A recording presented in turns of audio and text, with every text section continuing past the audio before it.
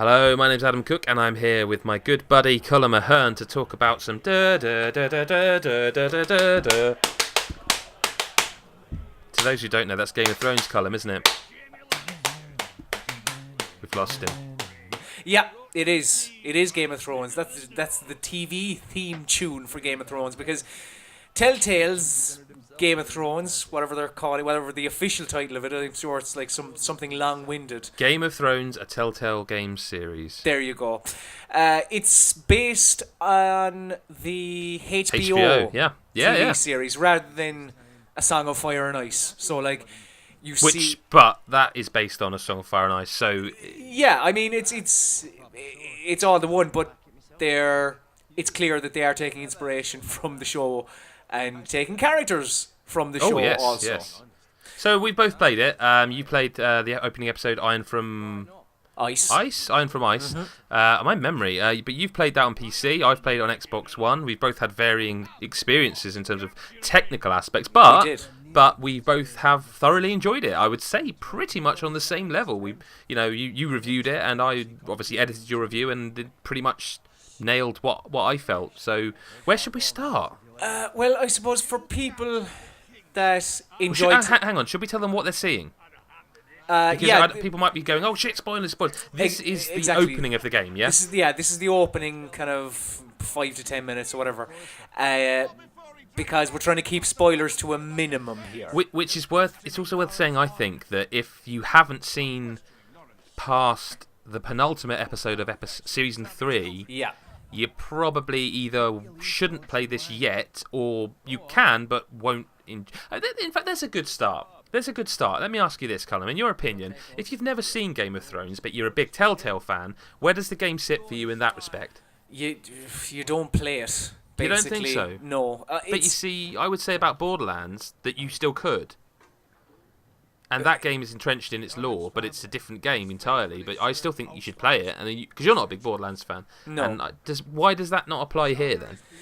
It's because it's like seeing people like Cersei or Tyrion or Marjorie or Ramsay, like seeing these characters from the TV show and within the context of the game, you're gonna miss certain things. And like there's one line that one of the characters say to another character who are brother and sister, and mentions something about them being similar to the Lannisters, and then says, hopefully not that similar. Yeah, and that would mean nothing, would it? And it's a complete throwaway line, but it's like people who have watched the first episode of Game of Thrones will be on the ball straight away. So it's, I think without having watched the TV show, I don't think it's worth it, you know?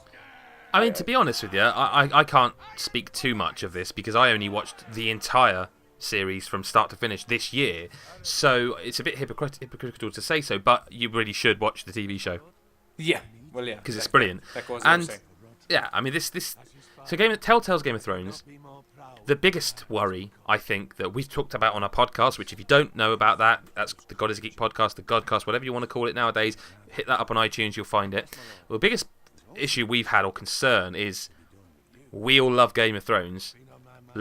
Please don't get this wrong. Don't mess it up. And I think we both would say they've done right by Game of Thrones, the HBO series. Yes, very much so. Like, even though they are using characters from the TV show, it's still, they are trying to create their own little story here, as much as they can possibly do. Like, they don't have much room to maneuver, because you do have to still take into account what HBO are doing, and obviously, of course, the lore from the books themselves. But the story centers on House Forrester, which is smart, because that's the only way they get any wiggle room, by basically making it about characters nobody knows anything about. Yeah, pretty much. Like, they do appear in the 5th book, I think, but basically they haven't appeared in the TV show yet. And House Forrester... I mean, hang on.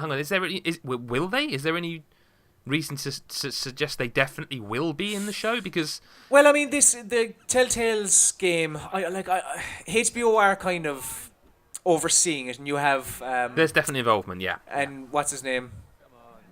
George R. Martin's. He's aware of it. Yeah. One of his, I don't know, advisors or something like that is very much involved as well. Yeah. But at the same time, you don't know how serious they're going to treat this, and kind of, you don't know whether they are going to really, I don't know, refer to things that happen here in the TV show and stuff like that. Like, the layman would probably say, probably not. But the series itself is meant to run from, say, in the TV timeline, the Telltale series. Yeah, from Right. from the end of season 3, which is the very opening of the game, up until the beginning of season 5, which will be on like at the start of April next year. I mean, so, this is going to be a 6-episode season, which is new to Telltale. I do find it very peculiar they're launching it the week after Borderlands, because that makes me worry about whether they're going to be able to... Because now, the thing is, both Borderlands and Game of Thrones fans are going to want episode 2 next month. And we are in December, so that's the holiday season. That's Thanksgiving in America. You got Christmas. There's the PlayStation experience, which I know a load of indie devs are going to as we talk. It's not always gone right for Telltale in that area, has it? And now there's two games that we want. I liked both of these. I actually like Borderlands a bit more. I want both of these. I want episode 2 next month. That's a huge commitment. It's not going to happen. Maybe for one of them. I think it is, but go on. For both games. I think so, yeah. Well, if they do, I'll take my imaginary hat off, because like over the past 2 years, the release schedule of Telltale's games has been fucking shit. Well, there hasn't been a release schedule. Yes, that's been the problem. And that's the problem. I feel like we're being very negative about a game we really enjoyed, and I think that's a little unfair, because we should talk about... There's another elephant in the room. It's a technical thing. Now, we put it in the review. I played the Xbox One version, and the game hard crashed once, but that was it. That was pretty much the only negative technical aspect. What do you make of the visuals? Shite. Okay. The characters themselves, character models, look pretty good. But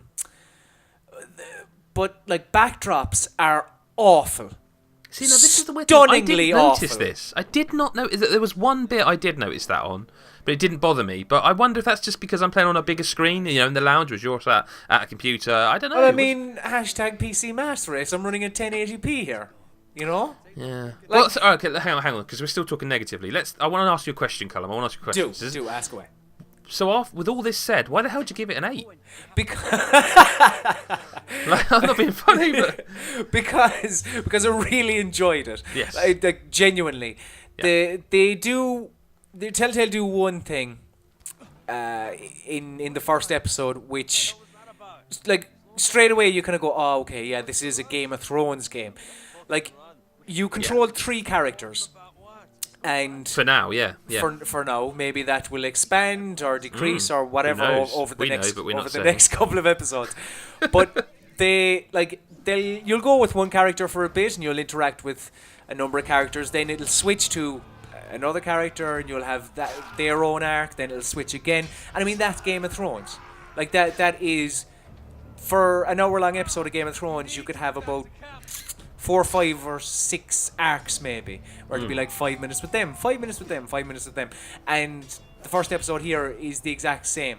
And it's difficult to try and introduce so many new characters to people, obviously, in the first episode, but I think they did quite a good job. Like, there's one character in it, Ethan, which I thought out of all of them was by far the weakest, but like the rest of House Forrester, I was pretty positive on.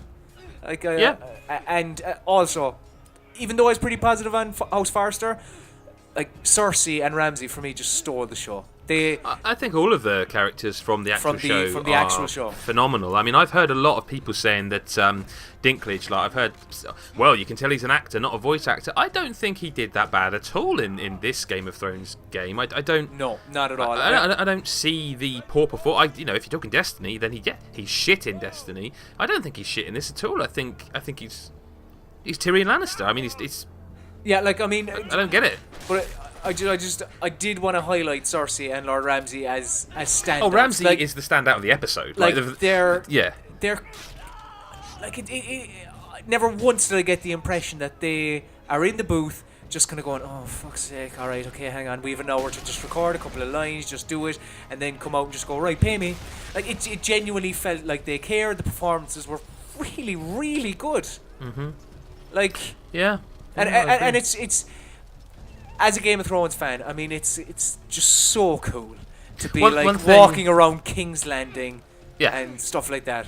One thing I would say is don't go into this expecting, like a 9th episode of a series from the TV show. This is very much episode 1. It is 2.5 hours tops, 2:15 it took me, of table setting. It is introducing characters, setting up their arc. It is not bombast and bluster like sometimes Telltale. This is very much, here's where we start. I as much as I like this and totally agree with your score, I can genuinely see, if they get it right, it just getting better and better. Completely, and better, because there is the potential here. You know what I mean? But I think if we say too much more, we're gonna risk spoiling anything. So we should say, go and read your review.